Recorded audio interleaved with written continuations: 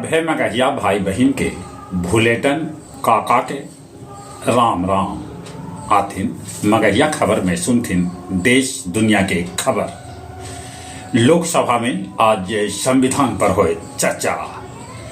एक देश एक चुनाव वाला विधेयक मंत्रिमंडल मंजूर कैलक। सुप्रीम कोर्ट कहलक कि अगला आदेश तक मंदिर मस्जिद विवाद से दूर रहे निचला अदालत।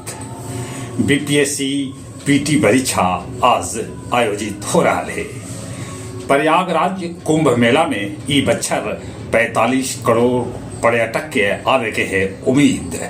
आज प्रधानमंत्री नरेंद्र मोदी एकर करतन शुरुआत। देश देशांतर मगहिया दलान अपन 184वां ऑनलाइन कार्यक्रम में गजल संध्या के आयोजन कैल, जेकर अध्यक्षता मिथिलेश जी और संचालन कृष्ण कुमार भट्टा कैल का।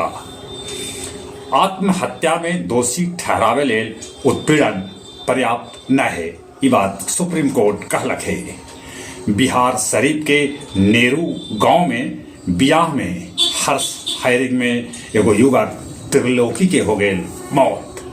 दक्षिण कोरिया के राष्ट्रपति पर महाभियोग चलावे के नया प्रस्ताव पेश कैल गेल है।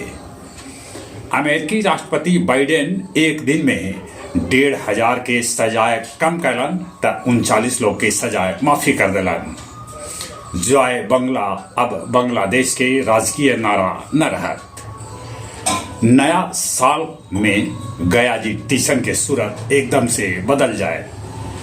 गया जी से स्पेशल ट्रेन के परिचालन जे बंद होए वाला हाल अब चालू रहत। कारा दिवस पर गया सेंट्रल जेल में कैल गेल कैदी के बीच वॉलीबॉल के आयोजन। आओ अब कुछ खेल के समाचार।